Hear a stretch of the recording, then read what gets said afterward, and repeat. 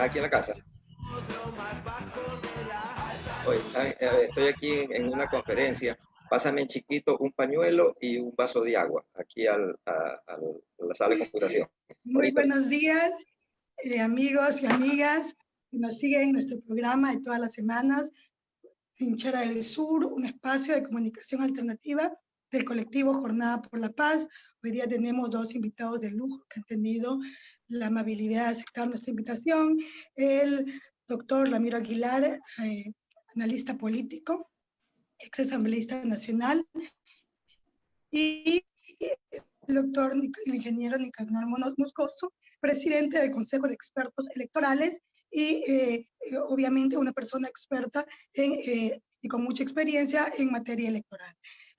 Como todo el país ha visto en estos momentos, a menos de 2 meses de tener que acudir a las urnas para elegir al presidente de la República y asambleístas, sigue habiendo un conjunto de acciones extrañas dentro del Consejo Nacional Electoral, impugnaciones de candidaturas, descalificación de candidaturas, como realmente no lo habíamos visto en mi caso, en toda mi vida.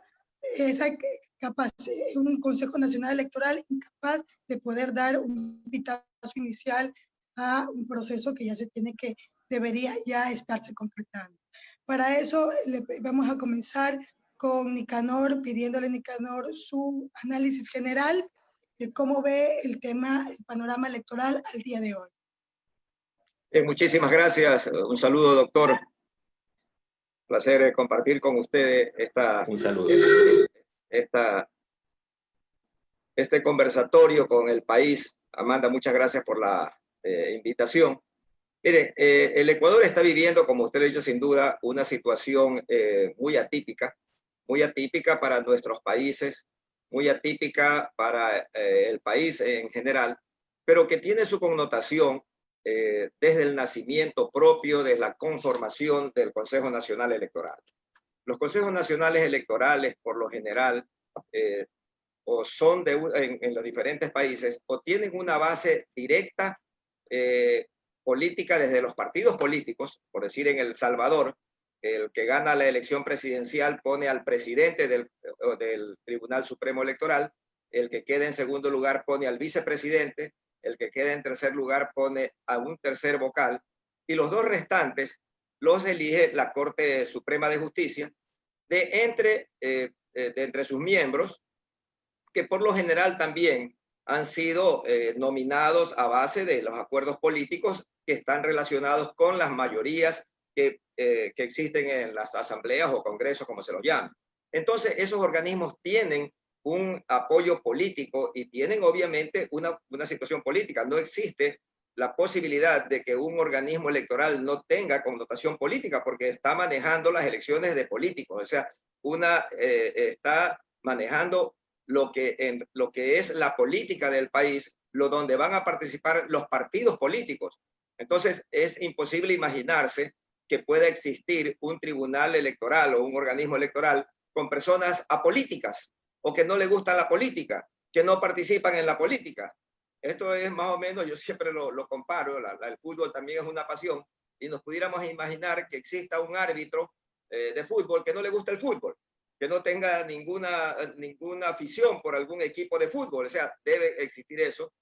Y un amigo, precisamente salvadoreño, cuando empezó en nuestros países el tema de poner personas no políticas en estos organismos, y yo le decía con preocupación, porque yo creía que los partidos deben participar y deben participar frontalmente, pero deben participar en igual de condiciones, como lo teníamos aquí hace algún tiempo. Pero para seguir con lo que decía mi amigo, me decía: mira, Nicanor, no te preocupes por el tema de los independientes, porque todos los partidos vamos a tener nuestros independientes. O sea, siempre va a haber una relación. Pero este organismo electoral nace con 2 miembros del Partido Social Cristiano, uno de Creo, uno puesto por el señor Trujillo de Pachacútec y uno de Alianza País. Es decir, que apenas representaban ya una fuerza política en decadencia como era Alianza País, que ya hoy no tiene ninguna significación. Pachacútec no es de las primeras fuerzas políticas, y el Partido Social Cristiano y obviamente Creo. Entonces, no había una participación de los partidos políticos en general. Antes teníamos nosotros 7 miembros del Tribunal Supremo Electoral, de los cuales representábamos prácticamente a cada uno de los 7 partidos más votados que existían en el país. Entonces, al no tener este organismo nuestro, el CNE, un apoyo político, no tiene apoyo político en la Asamblea, no tiene apoyo político en la Presidencia de la República, no tiene un apoyo político general, tienen que sus miembros agarrarse de algo. Entonces vemos que la presidenta se tiene que agarrar de una mayoría conformada de 2 miembros, conformada por el Partido Social Cristiano. Entonces ya se agarra políticamente de eso y tiene una debilidad. Tiene una debilidad que hace que nazcan todos los problemas que estamos viviendo. Cuando hace unos meses el Contralor General del Estado interpone una acción en la que conmina al Consejo Nacional Electoral a eliminar 4 partidos políticos.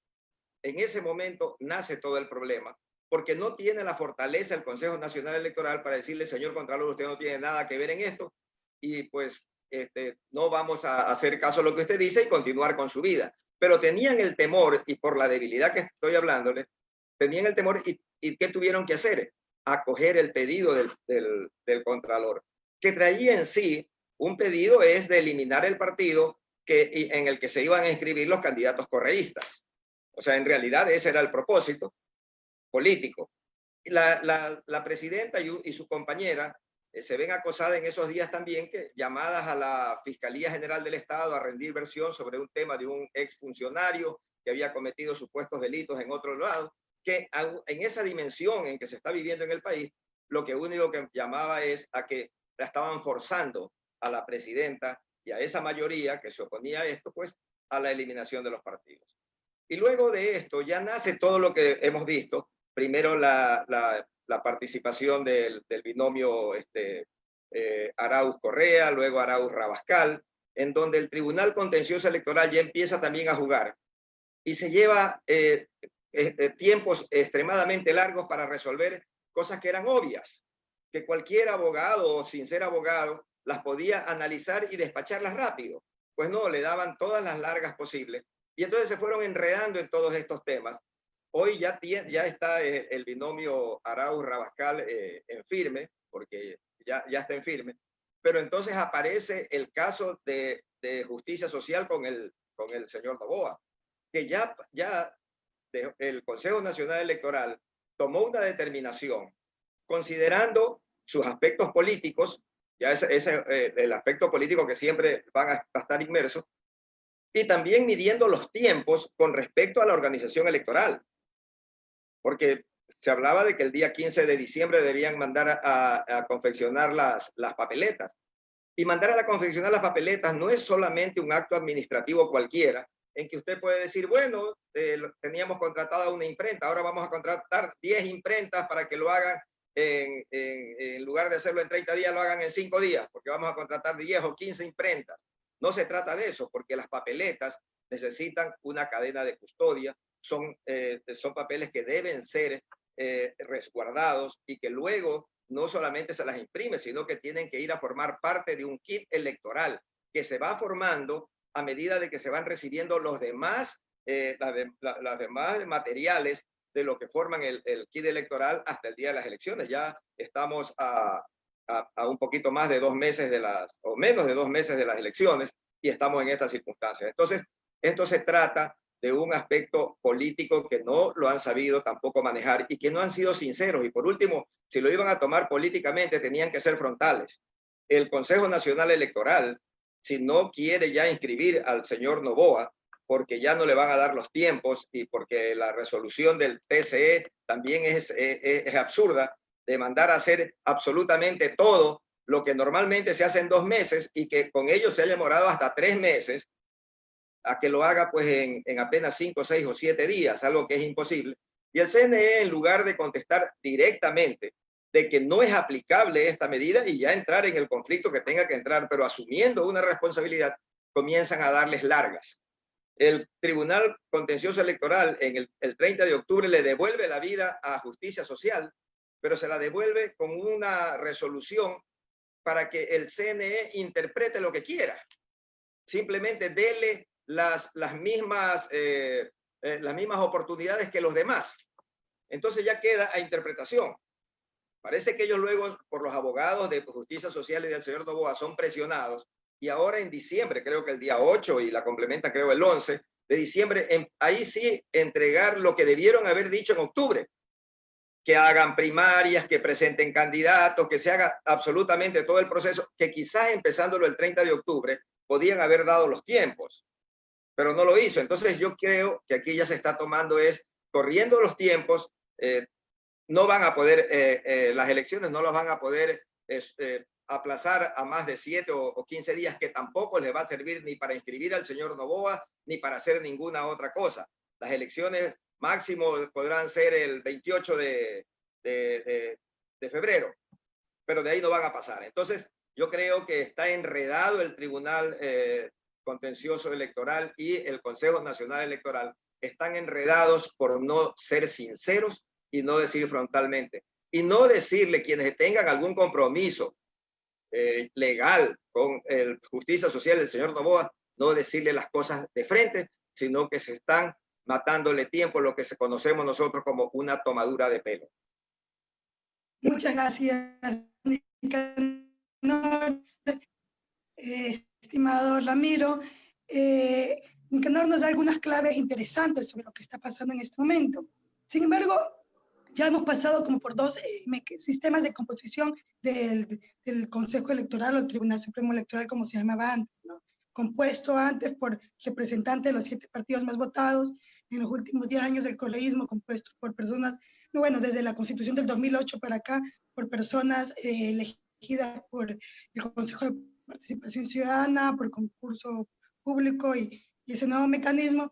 Pero tanto con un mecanismo como con el otro no habíamos visto la locura extraña que está pasando en este momento, que nos hace ver también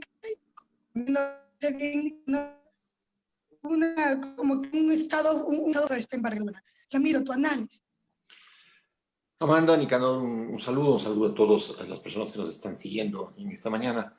Mira, la frase que define lo que está pasando en la función electoral es: en el Consejo Nacional Electoral impera el caos, la anarquía. Y estamos a una semana y media de que se inicie en teoría la campaña electoral. Entonces deberíamos ya tener los binomios calificados y todo listo para que empiece la campaña. ¿Por qué se produce esto? Hay dos hipótesis, y tú las mencionaste correctamente en el momento en el que hiciste la introducción a este panel. La una puede ser muy cercana a la teoría de la conspiración, es decir, ahí hay 5 personas cuyo único propósito es boicotear las elecciones y hacer que, a como dé lugar, Guillermo Lasso sea elegido presidente de la República, aunque tengan que repetir 10 veces la voto de Lasso en las 10 casillas de la papeleta presidencial. Y la otra hipótesis es la hipótesis de la ineptitud, de la mediocridad, de la incapacidad. Vamos a tratar de analizar ambas teorías brevemente. Y después te voy a decir por cuál me decanto yo. En la teoría en esta hipótesis de la teoría de la conspiración, Nicanor tiene mucha verdad en sus palabras cuando dice: el Consejo de Participación Ciudadana Transitorio, presidido por Julio César Trujillo, termina cooptando la institucionalidad del Estado, es decir, coopta Fiscalía, coopta Consejo Nacional de la Judicatura, coopta Consejo Nacional Electoral, coopta Corte Constitucional, y no topa la Contraloría, porque en la Contraloría ya tenía un personaje funcional y listo para cualquier clase de exceso y de abuso, que era serio. Un personaje que le posesionó la policía en el cargo de Contralor. Una vez que cooptan las instituciones, tenían el siguiente problema, y era a quién nombrar. Entonces nombran en el Consejo Nacional Electoral a personas que no tienen la menor experiencia y la menor calificación para cumplir con lo único que se le pide al Consejo Nacional Electoral: Al Consejo Nacional Electoral lo único que se le pide es organice una elección, cuente los votos y proclame los resultados. Y quizá una previa que es califique los movimientos políticos que están habilitados para participar en esa elección. Entonces hay una previa, califique movimientos, y hay 3 pedidos del Consejo Nacional Electoral. Organice la elección, cuente los votos, proclame los resultados. Esto que el Ecuador ha hecho 42 años, desde 1978, y donde no ha habido problema, es decir, han habido tribunales supremos electorales manejados por los demócratas cristianos, manejados por los socialcristianos, manejados por el PRIAM, manejados los militares. En la última dictadura organizaron las elecciones presidenciales del 78-79 y claro, prolongaron la segunda vuelta del 79, pero a la final proclamaron los resultados. ¿Sí? Esto que el Ecuador ha podido hacer 42 años, Amanda, se transforma hoy en una cosa dificilísima. O sea, algo que era simple, sencillo, que hemos repetido mecánicamente durante 42 años, estos 5 personajes que están en el Consejo Nacional Electoral. Atamayín, Verde Soto, Pita, Acero y Cabrera le volvieron una cosa dificilísima. Entonces, lo primero que te digo, abonando la teoría del fraude, es puso Trujillo, porque puso él, y además ahora con las declaraciones de Javier Zavala, de que dice que en la designación de la fiscal también Trujillo fue el que metió la mano. Entonces, él puso a estos 5 personajes que no tenían experiencia, que no tenían formación en la organización de procesos electorales. Resultado, 5 personas absolutamente incompetentes para manejar el proceso electoral. Segundo, el Consejo Nacional Electoral regaló membresías a movimientos políticos nacionales sin considerar la estructura mínima de un partido político, esto es, declaración de principios, grupos de adherentes, grupos de afiliados, organización interna, financiamientos, etc. No, tienes más de 20 movimientos y organizaciones políticas nacionales que quieren participar en las elecciones presidenciales. Entonces, fracasó el Consejo Nacional Electoral en la previa, es decir, en hacer que los movimientos políticos reales y no los de papel puedan poner candidaturas, y está fracasando en la organización del proceso electoral y en la convocatoria de elecciones. Ojalá no fracase en el conteo de votos y en la proclamación de resultados.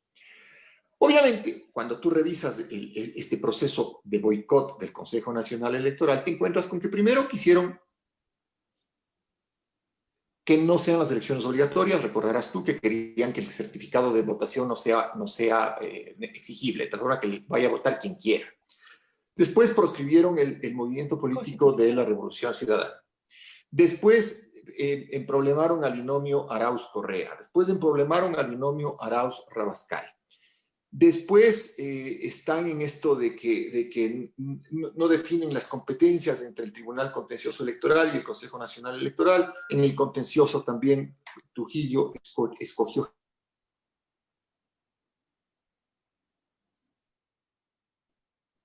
¿Hola?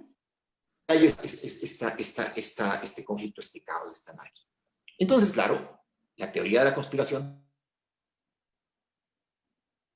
en esta elección se hayan reunido todos los factores, incompetencia, ineptitud, mediocridad de experiencia, etc. No puede ser. Pero quienes son escépticos respecto de la teoría de la conspiración, entre los cuales me incluyo yo, creo que simplemente la cosa funcionó así. Es decir, son absolutamente improvisados los 5 miembros del Consejo Nacional Electoral para organizar una elección. Improvisados completamente.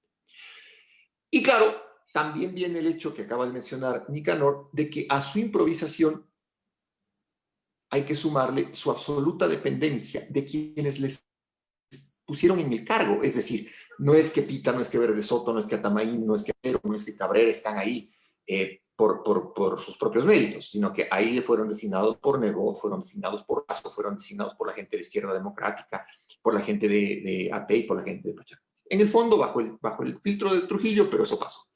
Entonces, como no tienen capacidad de decisión, son meros artefactos de los dirigentes políticos que les pusieron ahí. Entonces, cada cosa consultan, cada cosa que hacen depende de las opiniones de estos personajes, y estos personajes al final no dan la cara. Los que dan la cara son las 5 personas que están en el CNE. Y cuando estas personas no hacen lo que los dirigentes políticos disponen, y además sobre los dirigentes políticos, además, y esto hay que hacer muchos intereses económicos y bancarios. No es que negó Lazo, en la izquierda democrática, el gobierno de Moreno solo. Arriba hay los intereses, los grandes intereses económicos que buscan que Lazo sea presidente de la República a como dé lugar. Entonces ya ves que hay una cadena de poderes que están moviendo a estos pequeños títeres del Consejo Nacional Electoral. Y claro, como toda marioneta que tiene hilos en sus miembros, no es libre de moverse. Y ante la falta de experiencia y ante la ineptitud, tampoco tienen una condición profesional como para poder conducir una elección en los mejores términos. Entonces, han desbaratado la función electoral y como consecuencia de eso, tienes que estuvo en vilo la candidatura Arauz-Rabascal y ahora Álvaro Noboa, que digamos que se atrasó a la fiesta, porque él pudo haber sido candidato por cualquier otro movimiento político, pero se atrasa a la fiesta. Pero sucede un fenómeno importante, Amanda, y es que Lazo no crece por ninguna parte. Al contrario, mientras más días pasan y Lazo abre la boca, más crecen las personas que le rechazan. Es decir, en vez de crecer su intención de voto, baja el techo. La gente que no votaría por él jamás. Entonces, Álvaro hace una reflexión y dice, ok, creo que es mi momento, encuentra el último resquicio posible, que es esta resurrección de justicia social, resurrección hecha por el Tribunal Contencioso Electoral, y dice, aquí me meto. Aquí me meto. En esto de los plazos, de que hay que hacer primarias, de que hay que hacer un proceso electoral interno, en estos grupos de papel no existe. O sea, por eso también te hacía mención al hecho de que el Consejo Nacional Electoral tampoco cumplió con su misión en la fase previa. Entonces, en un grupo de papel, una primaria la organizas en 10 minutos como todos los grupos de papel organizaban. 5 ñatos conectados en Zoom con otro ñato del Consejo Nacional Electoral diciendo que sí, que hay 5 o 10 o 15 conectados por cada provincia. Le avalo, ya se hizo una asamblea, ya se hizo una convención nacional, ya se hicieron los candidatos. O sea, los partidos que están postulando, los 17 candidatos, poquísimos tendrán la estructura como para hacer realmente una primaria. Entonces, la formalidad puede pasar porque, te digo, es 4 ñatos conectados a un Zoom. ¿Sí? Y el tema de fondo es que no le quieren dejar a Lazo, a Álvaro no va a participar porque es el que finalmente le da el vire electoral a Lazo, le saca de la competencia por la segunda vuelta electoral y se transforma en un candidato que es poderoso. Frente a eso, también la candidatura de Noboa afecta al binomio Arauz-Rabascal, sin duda, porque también Noboa se vuelve un tipo atractivo a ese sector de la población que no tiene intención de voto. Pero veo una actitud más en Arauz y Rabascal. No quieren torpedear la candidatura de Álvaro Noboa. En ese escenario de caos, yo le decía a tu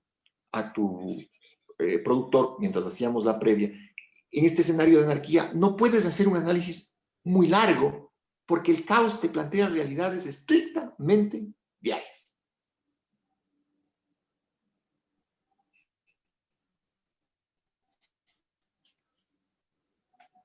Sí, te escucho, Ramiro. Sí, no, te decía eso, ¿no? Que es esto, te plantean estrategias diarias, te plantean interpretaciones diarias y lo que vemos es absortos que de 5 personas no hago una competente para organizar una elección. Con eso termino. Muchas gracias, Ramiro. Tuvimos un problemita con Nicanor, parece que tuvo algún problema con el internet, que se salió del internet, se salió del Zoom. Vamos a pedirle que vuelva a ingresar. Prosiguiendo la conversación, querido Ramiro, ¿cómo tú ves el tema de que el Consejo Nacional Electoral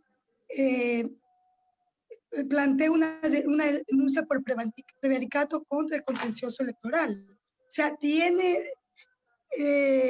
¿cuál es la disputa, o tú cuál consideras que puede ser la disputa detrás de estas peleas ya, que parece a veces hasta personales, entre el Consejo Nacional y el contencioso electoral?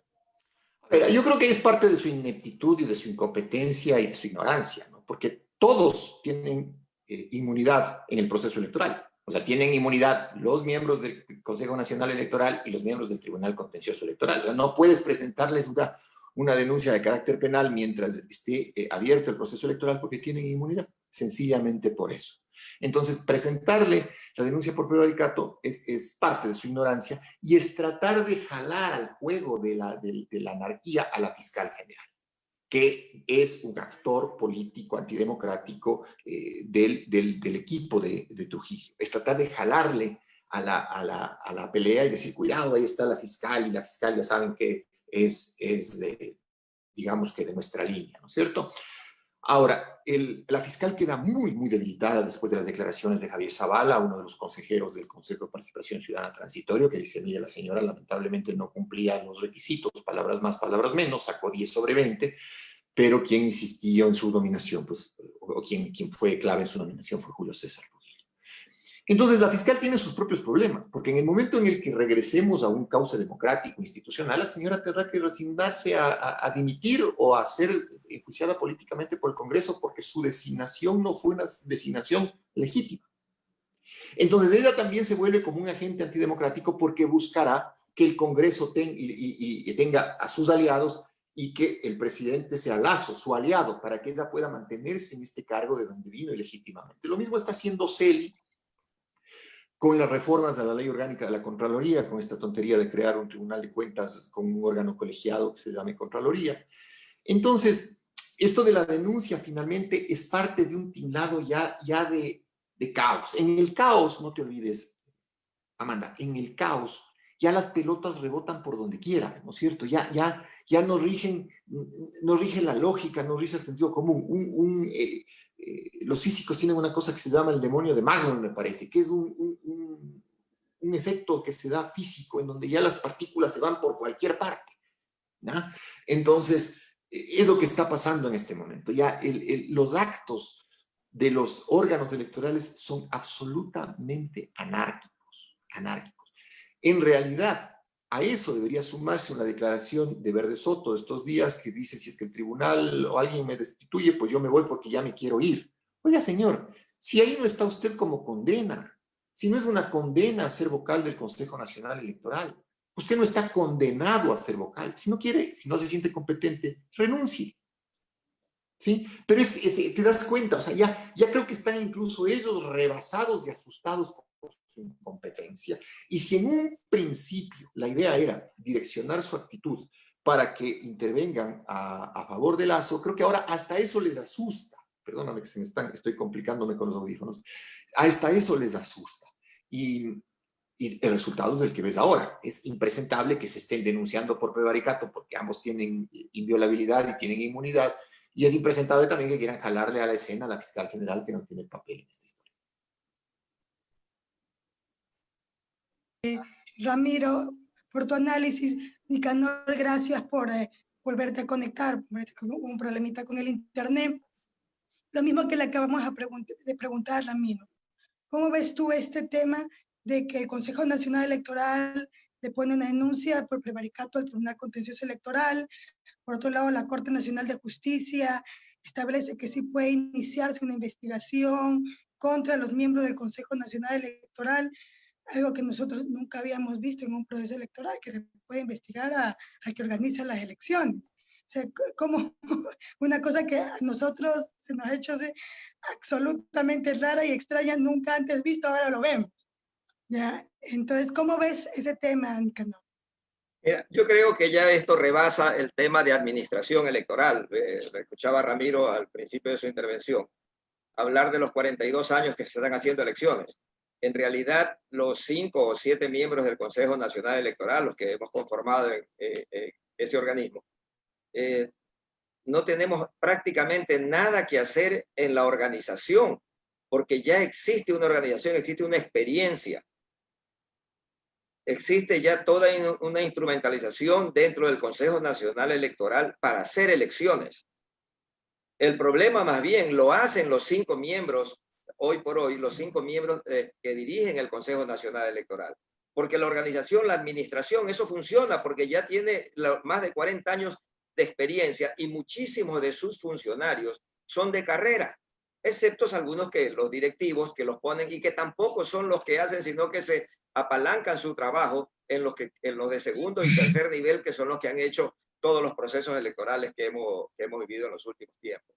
Entonces ya esto de aquí ya rebasa a lo que es la administración electoral, rebasa lo que son el código de la democracia, rebasa todo eso. Ya va que se ha vuelto esto simplemente un botín político que no saben cómo desamarrarlo.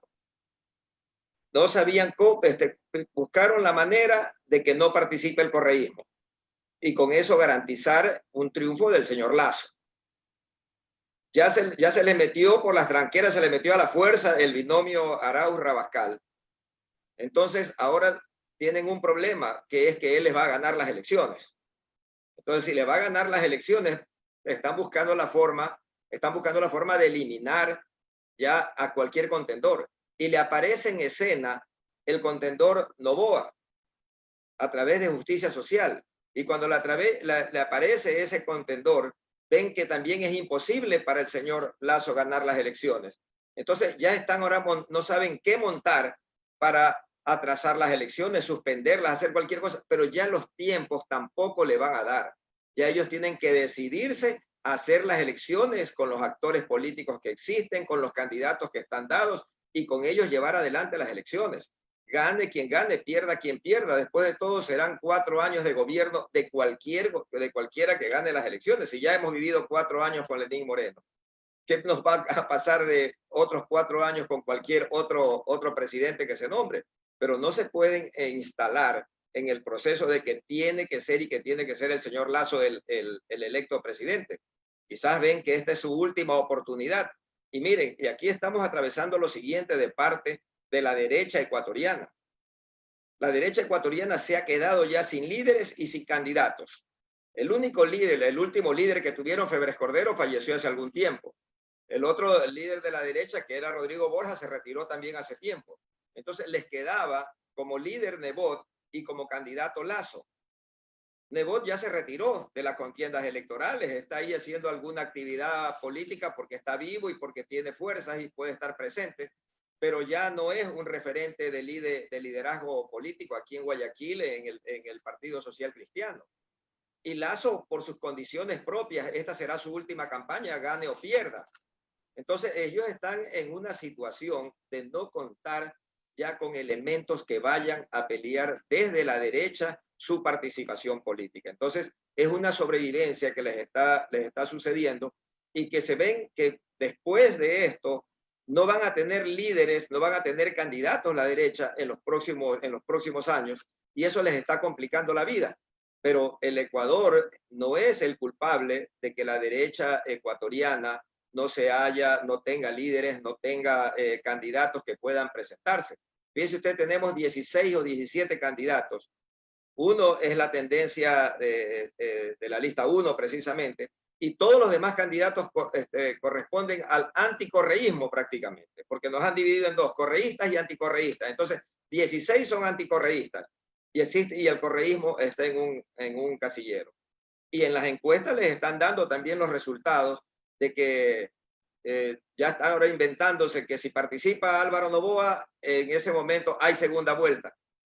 ¿Quién nos puede decir eso si nos han ubicado, como le digo, como anticorreístas y correístas? Y ya Rafael Correa y el correísmo demostraron en el 7 veces sí, en el referéndum, que en las peores circunstancias, en las que el único que hacía campaña era Rafael Correa, porque no habían candidatos a diputados, a asambleístas, no habían candidatos a ningún cargo, solamente era el sí y el no.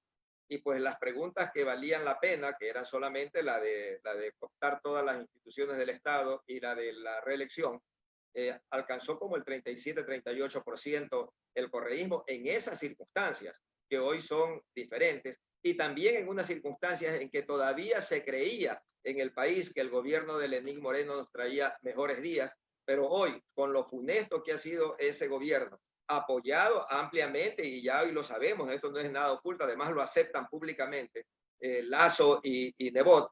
Entonces ellos están inmersos en ese fracaso. Entonces los resultados electorales están a la vista, no hay que hacer ni siquiera encuestas para saber hacia dónde es la tendencia del país. Y eso los tiene totalmente perturbados, al punto que consideran que la salvación es el abogado Álvaro Noboa. O sea, lo estimo mucho, le tengo un gran afecto, trabajé muchos años con él, pero las realidades políticas pues son absolutamente otras. Gracias, Nicanor, por tu análisis. Tomando lo que Nicanor y Ramiro nos dijeron en sus primeras intervenciones, nos encontramos frente a un panorama caótico de un Estado que no existe y que trae como consecuencia un Consejo Nacional Electoral, un contencioso electoral, un sistema de justicia que realmente van de tumbo en tumbo. Pero eso también pone en riesgo el aplazamiento de las elecciones, que es un tema que nos preocupa a muchísimas personas, que planteamos que los problemas de la democracia se tienen que resolver obviamente con democracia. Ramiro, ¿tú crees realmente que vaya a haber un aplazamiento del proceso electoral?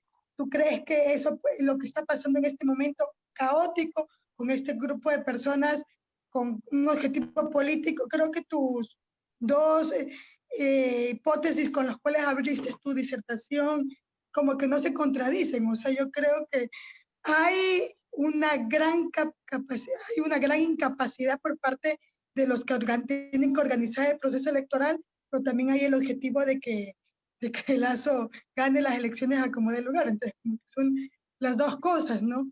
Entonces, ¿qué va a pasar ahora? Y ahí te pido que hagas un poco de oráculo, querido Ramiro. ¿Qué va a pasar el 7 de febrero? Cuéntanos. A ver, yo no creo que se aplacen las elecciones. Y te voy a decir por qué. Porque el pueblo ecuatoriano está muy golpeado y muy enojado. Está desempleado, está enfermo, ha visto morir a su gente, está agobiado por las deudas. Él ve cómo le han robado en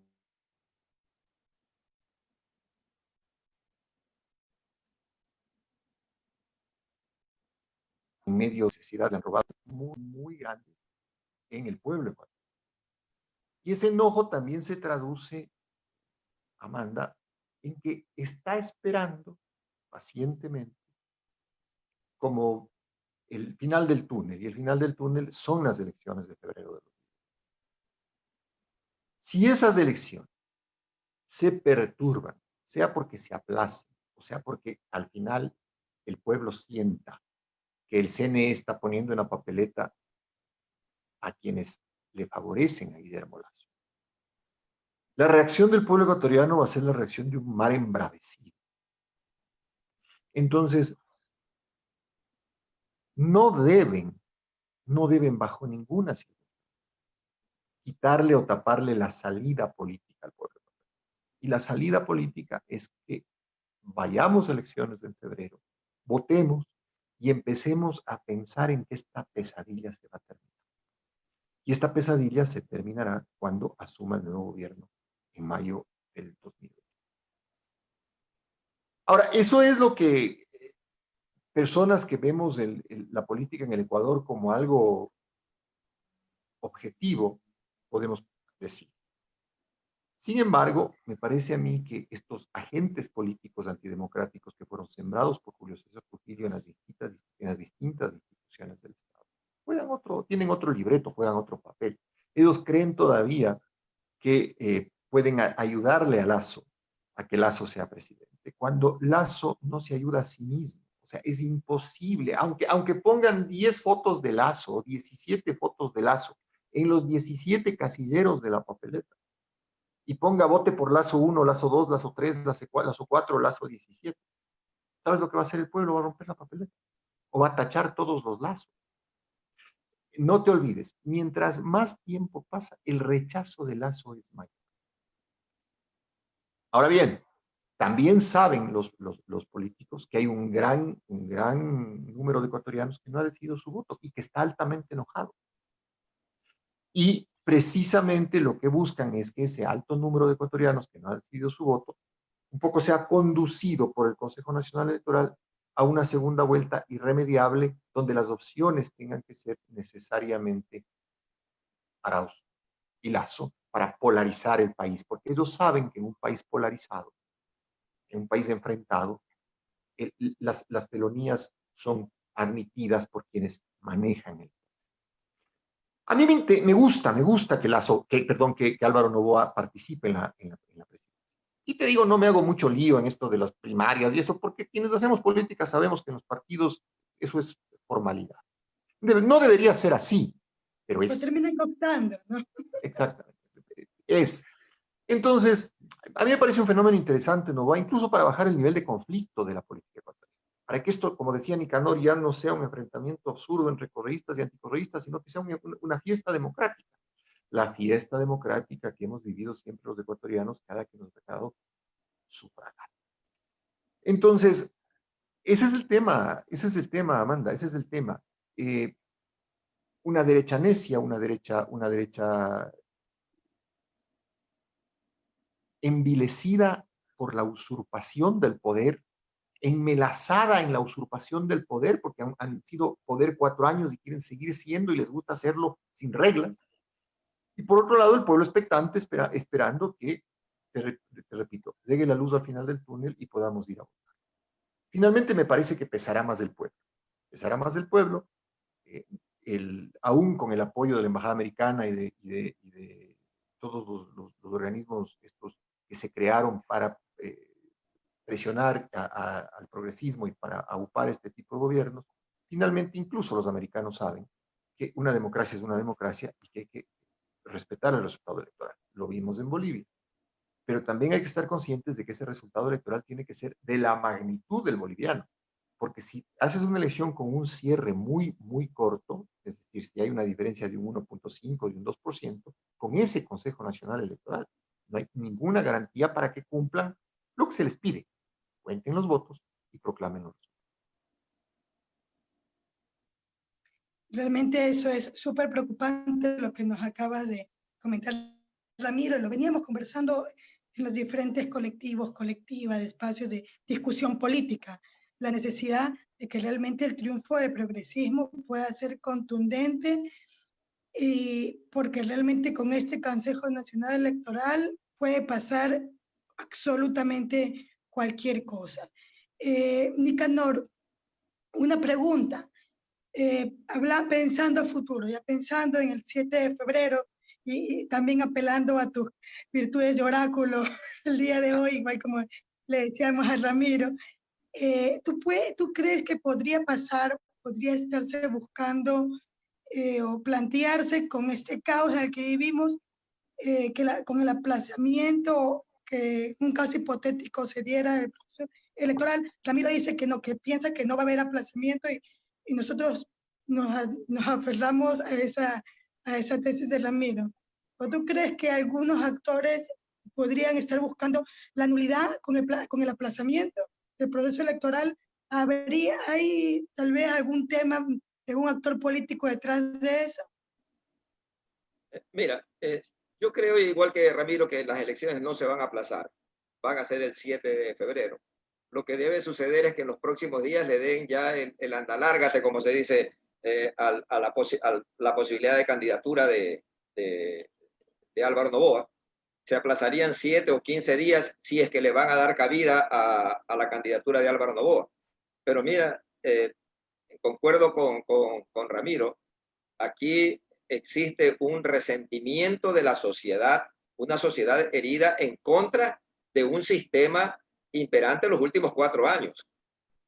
Y que, lo repito, está plenamente identificado de que Lasso y Nebot cogobernaron, y no es que cogobiernan, ordenan al gobierno de turno en este caso. Ellos ordenan al gobierno de turno, volvieron a tener las oportunidades que tenían cuando tumbaron a Bucarán y pusieron a un gobierno, entonces no ganaban las elecciones, pero gobernaban.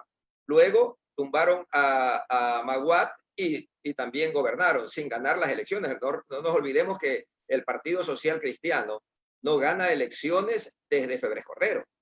Elecciones presidenciales no ha vuelto a ganar. Y la última derecha que ganó una elección fue la de Maguad, pero fue con fraude. Esa es la realidad de la derecha ecuatoriana. Entonces, ellos van a buscar, si logran aplazar las elecciones, serán 7 o 15 días, pero como el pueblo está tranquilo, no sale a las calles, ya se olvidó de Lenín Moreno y de ver qué le hace a Lenín Moreno, ya con el desprecio que le dan, que no llega ni al 5% de afecto en la ciudadanía, está demostrado que ya el pueblo no quiere saber nada de él, pero ya los tiempos son cortos. La historia de los países son largas. Acá vamos a hablar de los 42 años de elecciones. ¿Cuándo nos imaginábamos hace un tiempo que íbamos a estar hablando de que ya tenemos 42 años haciendo elecciones en el Ecuador? Entonces, ¿qué importan 5 o 6 meses que le quedan de gobierno a Lenín Moreno? Si sabemos que en febrero podemos tener ya un nuevo presidente. Entonces, está la gente paciente ante esto. Pero si le atrasan las elecciones 7 o 15 días, yo creo que van a terminar hasta favoreciendo al candidato correísta y también favoreciendo a nuestra democracia, porque ahí sí creo que el triunfo del correísmo será parecido al de Bolivia. Recordemos que en Bolivia postergaban las elecciones precisamente para ver cómo no participaba el MAS, el partido de Evo Morales. Y fíjense ustedes que Evo Morales, luego de alcanzar el 40%, el 45 o 46% del electorado y que le daba un poquito más del 10% del siguiente, con un candidato que no era Evo Morales, alcanzó el 57% de los votos. Y lo demostraron en aquellos lugares en donde la OEA decía que había estado el fraude, demostrado el fraude, porque ganaba en ese tiempo, en esas primeras elecciones, ganaba Evo Morales con el 90%, eran los pueblos muy indígenas en donde el MAS tenía una fuerza casi total.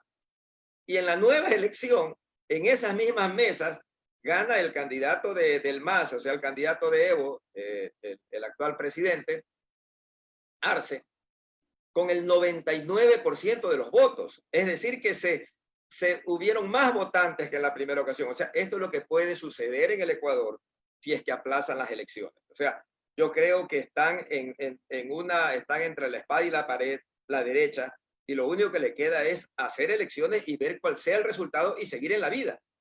Porque los países tienen que continuar su vida democrática y no debemos pararnos en buscar la manera que el señor Lasso sea presidente o que exista segunda vuelta para ver si nos unimos todos contra el correísmo y se mete la iglesia, la prensa, los militares, la embajada americana, todo el mundo, para ver si le ganamos las elecciones al correísmo. O sea, nos están llevando a una situación que democráticamente es difícil, porque los pueblos, al final de cuentas, el pueblo va a elegir.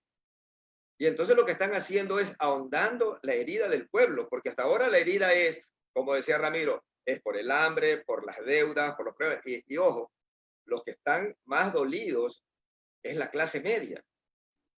La clase media que es la que está endeudada. La clase media que ha visto reducidos sus ingresos, que ve que ya no puede pagar los colegios que pagaba.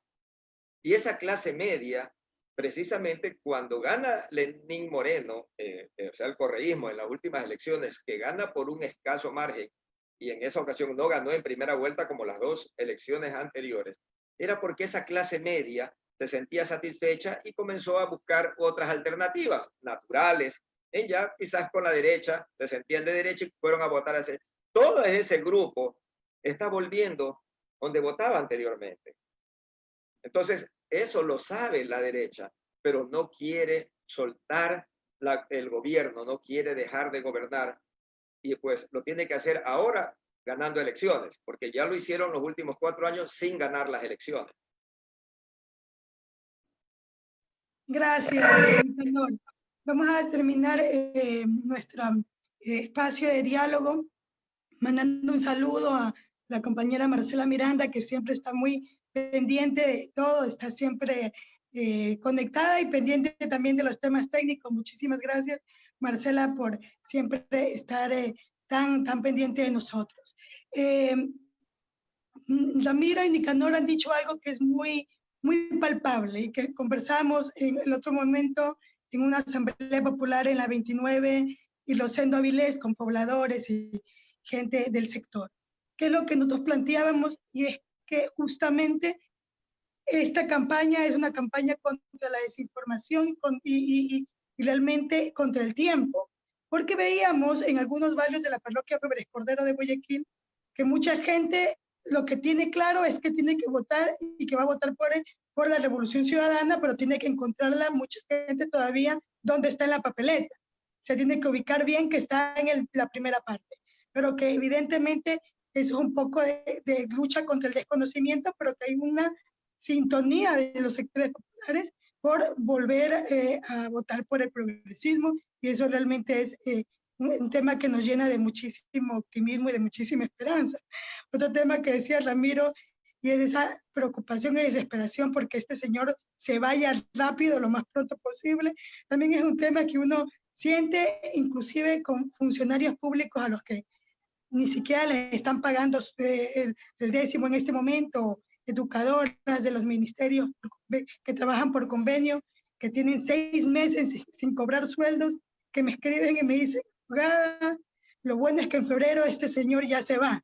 Realmente, Ramiro, Nicanor, lo que ustedes dicen, ahora nosotros como jornadas que estamos todas las semanas en asambleas populares en el norte de Guayaquil y en el suburbio, lo sentimos con muchísima fuerza, ¿no? Ese querer lograr que el progresismo triunfe en primera vuelta y ese tema de no te preocupes que ya se va en febrero. Entonces, quisiéramos pedirles, querido Ramiro, que nos des un mensaje final para poder cerrar este programa.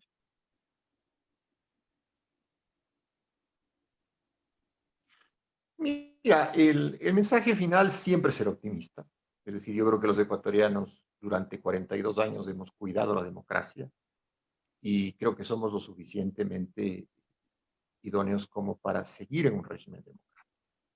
Estos agentes antidemocráticos tipo Celi, tipo Salazar, tipo Atamaín, tipo Pita, Verde Soto, Acero, Cabrera, los del Tribunal Contencioso Electoral, son boicoteadores de un proceso electoral, pero al final del día creo que la presión popular expresada en redes, expresada en lo que estamos haciendo, porque no podemos salir en función de que hay que cuidarse, de que la pandemia está ahí, de que la vida es lo más importante, pero el activismo en redes tiene que mantenerse y hacerles saber a estos personajes que queremos elecciones el día que deben realizarse y que queremos elecciones limpias. Y que de esas elecciones limpias salga quien nos gobierne los 4 años. Y espero que esa persona, la que nos gobierne los 4 años, sepa sintonizarse con las necesidades del pueblo. Muchísimas gracias, Ramiro. Nicanor, tu mensaje final. Sí, mira, yo creo que a todos los ecuatorianos nos queda este momento es de reflexión, de pedir a los actores políticos que están manejando las elecciones, es decir, pedirle al Consejo Nacional Electoral y al Tribunal Contencioso Electoral que si tienen compromisos, si tienen una línea de conducta que hasta el momento ya no la pueden cumplir. Lo que quisieron hacer ya no lo pudieron hacer, ya déjenlo atrás. A los actores políticos, a los dirigentes, a los candidatos que tuvieron un plan que ya no lo pudieron llevar adelante, pues abandonen y vamos a lo que el pueblo requiere, que es elecciones lo más limpias posible. Mi mensaje es a los partidos políticos que quieran tener unas elecciones transparentes, que quieran tener tranquilidad, pongan los delegados en las mesas, porque ya lo único que nos va a quedar es la mesa de votación. En la mesa de votación es donde nosotros vamos a poder tomar una decisión y no solamente votando, sino cuidando el voto y cuidando el acta. Esto es primordial y es básico precisamente por la forma en que se están llevando las elecciones y los agentes que están interviniendo alrededor de las mismas. Una vez que ya está el acta elaborada, ya viene el proceso de sumatoria dentro del sistema de cómputo, que los sistemas de cómputo son auditables y si usted tiene las actas y tiene su lista de actas, las puede cotejar con el Consejo Nacional Electoral y hoy con los sistemas informáticos se los hace muy rápido y usted va a poder detectar en dónde le hicieron fraude. Pero tenemos que todos participar en el cuidado de las mesas de votación. Y a quienes organizan las elecciones y a quienes llevan la parte jurisdiccional, o sea, Tribunal Contencioso Electoral y Consejo Nacional Electoral, ya una llamada de atención de que se pongan a trabajar en las elecciones y que tomen las decisiones, cuéstele a quien le cueste, sea candidato Noboa o no sea candidato Noboa, pero tomen la decisión ya y no den largas y pónganse a trabajar en las elecciones, que es lo que es la única esperanza que tiene el pueblo y también que es lo que exige. Si eso al pueblo se lo quitan, entonces las situaciones van a ser muy difíciles. Muchísimas gracias, Nicanor. Muchísimas gracias, Ramiro, por realmente acompañarnos y siempre estar tan predispuestos. Yo creo que lo último que dice Ramiro y Nicanor es fundamental. Estamos seguros, convencidos que este 7 de febrero la ciudadanía sabe por quién votar, la ciudadanía está absolutamente claro quiénes son los actores políticos de derecha que han actuado en contra de los intereses nacionales, que inclusive no solo han actuado en función de lo que establece el Fondo Monetario Internacional, sino de sus bolsillos propios, ¿no es verdad?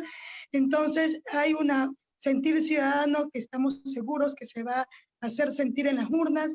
Vamos a tener un próximo programa para hablar específicamente del tema del cuidado del voto. Creemos que es fundamental organizarnos, tener claridad de cómo votar y cómo cuidar nuestro voto, porque realmente es en las urnas, el 7 de febrero, donde vamos a poder decirle hasta aquí al gobierno corrupto y miserable de Lenín Moreno. Muchísimas gracias, amigos queridos, por haber participado en el diálogo del día de hoy. Muchísimas gracias a los amigos y amigas, compañeros y compañeras de los diferentes grupos y colectivos que nos siguen a este su programa de comunicación alternativa, Trinchera del Sur. Buenos días, un abrazo enorme, fraterno y revolucionario para todos. Gracias. Un abrazo, muchas gracias.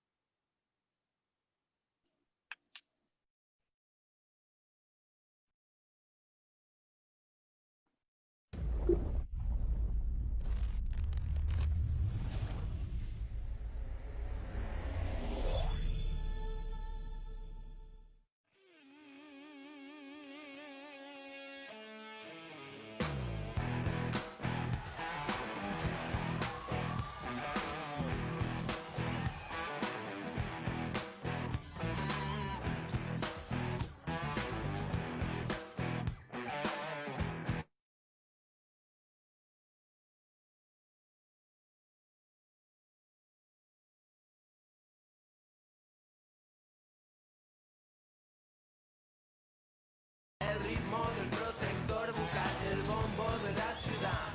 Le golpea en el culo, golpea y nada más. Alta suciedad, basura de la alta suciedad. No se puede confiar en nadie más. Alta suciedad, basura de la alta suciedad. No se puede confiar en nadie más.